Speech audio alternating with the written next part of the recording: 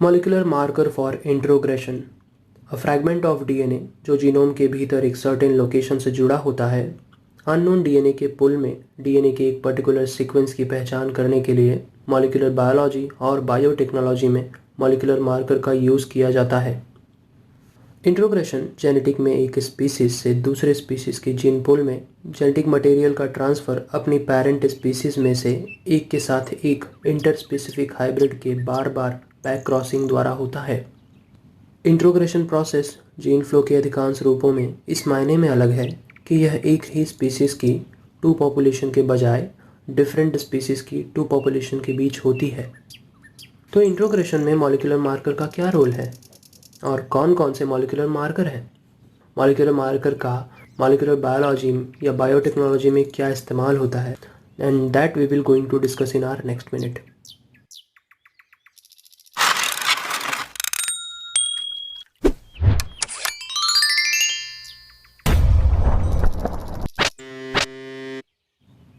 Y we use molecular marker.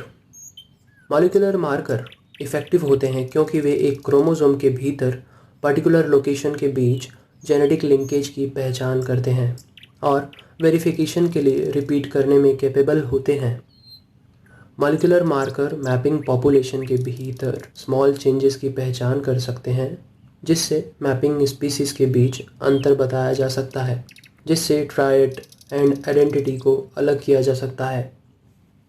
Molecular marker एक chromosome पर particular location की पहचान कर सकते हैं, जिससे फिजिकल मैप बनाए जा सकते हैं।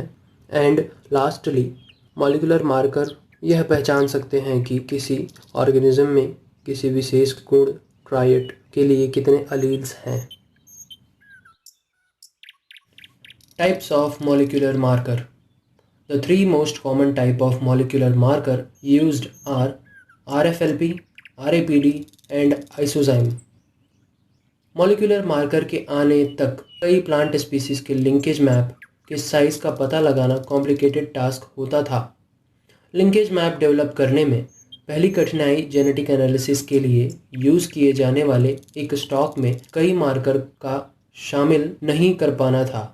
ऐसा इसलिए होता था कि एक स्टॉक में सभी म्यूटेंट फिनोटाइप की एक्सप्रेशन के इफ़ेक्ट से होता था, क्योंकि नॉर्मल डीएनए या प्रोटीन मॉलिक्यूल का इस्तेमाल जेनेटिक मटेरियल को स्कोर करने के लिए किया जाता है। Molecular marker are phenotypically neutral और ये एक एडवांटेज होता है compare to traditional phenotypic marker. RFLP restriction fragment length polymorphism. Restriction enzyme digestion DNAs के एक सैंपल में क्लोन डीएनए के डीएनए फ्रैगमेंट्स के डिफरेंशियल हाइब्रिडाइजेशन पर बेस्ड एक मॉलिक्यूलर मार्कर है। ये marker single clone restriction enzyme combination के लिए स्पेसिफिक है। RFLP मार्कर को उसके स्पेसिफिक एंजाइम प्रोब कॉम्बिनेशन की वजह से जाना जाता है। The first step in the analysis clone का एक सेट पाना, जिसका यूज़ RFLP की पहचान करने के लिए किया जाता है। RFLP मैपिंग के लिए आपको सबसे पहले क्लोन रिस्ट्रिक्शन एंजाइम कॉम्बिनेशन को फिक्स करना होगा, जो आपकी मैपिंग पॉपुलेशन के पेरेंट्स के बीच पॉलीमॉर्फिक है। इन प्राइमर और कंडीशन का यूज़ आपकी अलग अलग पॉपुलेशन के प्रोडक्ट को बढ़ाने और स्कोर करने के लिए किया जाएगा। RAPD randomly amplified polymorphic DNA. Short dinucleotide sequence से डीएनए के सैंपल के डिफरेंशियल PCR एम्प्लीफिकेशन पर आधारित ये मार्कर है। एम्प्लीफाइड फ्रैगमेंट लेंथ पॉलीमॉर्फिज्म एक मॉलिक्यूलर मार्कर है जो कि रिस्ट्रिक्शन डाइजेशन और PCR एम्प्लीफिकेशन के कॉम्बिनेशन से जनरेट होता है। RAPD मार्कर ने हाल ही में अप्लाइड प्लांट ब्रीडिंग के फील्ड में कई व्यक्तियों को अपनी ओर आकर्षित किया है। ये इस टाइप का मॉलिक्यूलर मार्कर प्लांट के जीनोम में रैंडम लोकेशन के PCR एम्प्लीफिकेशन पर बेस्ड है। इस टेक्निक के साथ जीनोमिक डीएनए के एम्प्लीफिकेशन को प्राइमर करने के लिए सिंगल ऑलिगोन्यूक्लियोटाइड का यूज़ किया जाता है। हालांकि ये प्राइमर 10 न्यूक्लियोटाइड लंबे होते हैं, इसलिए उनकी जीनोम में कई लोकेशन पर अनीलिंग की संभावना होती है। आइसोजाइम इस टाइप का मॉलिक्यूलर मार्कर जो आइडेंटिकल फंक्शन के साथ प्रोटीन के स्टेनिंग पर डिपेंड होता है, बट डिफरेंट इलेक्ट्रोफोरेटिक मोबिलिटी होती है। तो आइसोजाइम प्रोटीन मार्कर है। ये टेक्निक इस प्रिंसिपल पर बेस्ड है कि कई अलग अलग प्रोटीन के एलिलिक वेरिएशन मौजूद हैं। फॉर एग्जांपल, मैलिक डिहाइड्रोजिनेज के एलील्स दोनों सही एंजाइमेटिक फंक्शन करेंगे, लेकिन दोनों की इलेक्ट्रोफोरेटिक मोबिलिटीज़ डिफरेंट हो सकती है। इसलिए स्टार्च जेल में दो एलील्स एक ही लोकेशन पर नहीं जाएंगे। आइसोजाइम में वेरिएशन पता करना आसान है। क्रूड प्रोटीन का एक्सट्रैक्ट कुछ टिश्यू सोर्स से बनाया जाता है। एक्सट्रैक्ट को आगे एक स्टार्च जेल में इलेक्ट्रोफोरेसिस द्वारा अलग किया जाता है। फिर जेल को रिएजेंट सॉल्यूशन में रखा जाता है, जहां एंजाइमेटिक रिएक्शन को देख सकते हैं आप। इसके अलावा सॉल्यूशन कंटेन्स अ डाई, जिसे एंजाइमिक कलर रिएजेंट में कैटालाइज कर सकता है, जो प्रोटीन को स्टेन करता है। इस तरह प्रोटीन के एलील वेरिएंट्स को जेल में देखा जा सकता है। कुछ आइसोजाइम कुछ टिश्यू जैसे रूट में बेहतर ढंग से व्यक्त होते हैं, जबकि अन्य लीव टिश्यू में सबसे अच्छे सैंपल के लिए जाते हैं।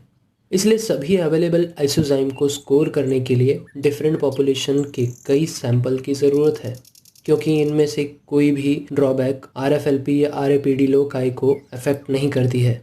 इसलिए आइसोजाइम लोकाई को आज रेयरली स्कोर किया जाता है। RFLP मार्कर्स RAPD और आइसोजाइम मार्कर की तुलना में काफ़ी फ़ायदे हैं। RFLP मार्कर इन्वायरमेंट से कोडोमिनेंट और अनइफेक्टेड हैं। एनालिसिस के लिए किसी भी सोर्स DNA का यूज़ किया जा सकता है। कई मार्कर को एक पॉपुलेशन में मैप किया जा सकता है जो कि फिनोटिपिक म्यूटेशन के प्रभावों से स्ट्रेस्ड नहीं है। RAPD मार्कर का प्राइमरी ड्रॉबैक यह है कि वे डोमिनेंट हैं और हेटेरोजाइगस इंडिविजुअल के स्कोरिंग की इजाज़त नहीं देते हैं। आइसोजाइम मार्कर की वीकनेस यह है कि स्कोर किए जा रहे ईच प्रोटीन को एक ही टिश्यू में और एक ही समय में डेवलपमेंट में एक्सप्रेस नहीं किया जा सकता। इसलिए जेनेटिक पॉपुलेशन के कई सैम्पलिंग बनाने की ज़रूरत है। Application of molecular marker. Molecular marker DNA के स्पेसिफिक रीजन के लिए पॉपुलेशन में इंडिविजुअल के बीच मौजूद वेरिएशन या पॉलीमॉर्फिज्म का पता लगाने की इजाज़त देते हैं। मार्कर्स जीन प्रोडक्ट के बजाय जीन ऑफ इंटरेस्ट को डायरेक्ट आइडेंटिफाई करते हैं और इसके परिणाम स्वरूप यह सोमैटिक सेल हाइब्रिडाइजेशन स्क्रीनिंग के लिए एक उपयोगी टूल के रूप में काम करता है। कई DNA प्रोब और स्क्रीन में इजी टेक्निक में यूज़ एक मार्कर इन सितु हाइब्रिडाइजेशन का उपयोग करके जीन के फिजिकल मैपिंग में भी मदद करता है। मॉलिक्यूलर मार्कर लिंकेज एनालिसिस का यूज़ करके जीन मैपिंग को तैयार करने के लिए पर्याप्त मार्कर प्रदान करता है। जेनेटिक मैपिंग का कंस्ट्रक्शन मॉलिक्यूलर मार्कर के 2 टाइप के आधार पर किया जाता है।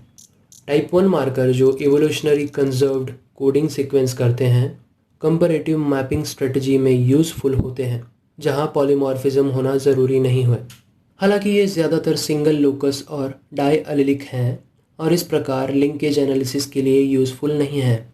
दूसरी ओर टाइप 2 मार्कर जैसे माइक्रोसैटेलाइट मार्कर में कन्वेंशनल RFLP की तुलना में हायर पॉलीमॉर्फिज्म इंफॉर्मेशंस कंटेंट होती हैं और इसे आसानी से और तेज़ी से जनरेट किया जा सकता है।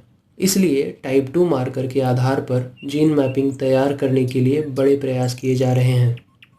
DNA सीक्वेंस इंफॉर्मेशन मतलब ASO और STMS पॉलीमॉर्फिक मार्कर के डेवलप्ड मॉलिक्यूलर मार्कर का आगे यूज़ भी जीन मैपिंग की रैपिड प्रोग्रेस में यूज़फुल होता है। Advantages and disadvantages. DNA sequence level पर जेनेटिक वेरिएशन का पता लगाने में कैपेबल मॉलिक्यूलर मार्कर्स ने मॉर्फोलॉजिकल क्रोमोसोम और प्रोटीन मार्कर की लिमिटेशन को हटा दिया है और उनके पास यूनिक जेनेटिक प्रॉपर्टी है जो अन्य जेनेटिक मार्कर की तुलना में अधिक उपयोगी बनाते हैं। कई सारे मॉलिक्यूलर मार्कर्स हैं और ये पूरे जीनोम में डिस्ट्रीब्यूटेड हैं। फिनोटिपिक मार्कर पर DNA बेस्ड मार्कर के कई फ़ायदे हैं क्योंकि वे high heritable, relatively easy to assay and not affected by the environment. Disadvantage यह है कि उनके पास हाई डेवलपमेंट खर्च लगता है और हेटेरोजाइगोट्स को होमोजाइगोट्स के रूप में मिसक्लासिफाइड किया जा सकता है जब नल अलील होते हैं, क्योंकि प्राइमर अनेलिंग साइट्स में म्यूटेशन होता है। तो फिलहाल के लिए बस इतना ही। अपने ओपिनियन और सजेशंस मुझे कमेंट करके ज़रूर बताइए।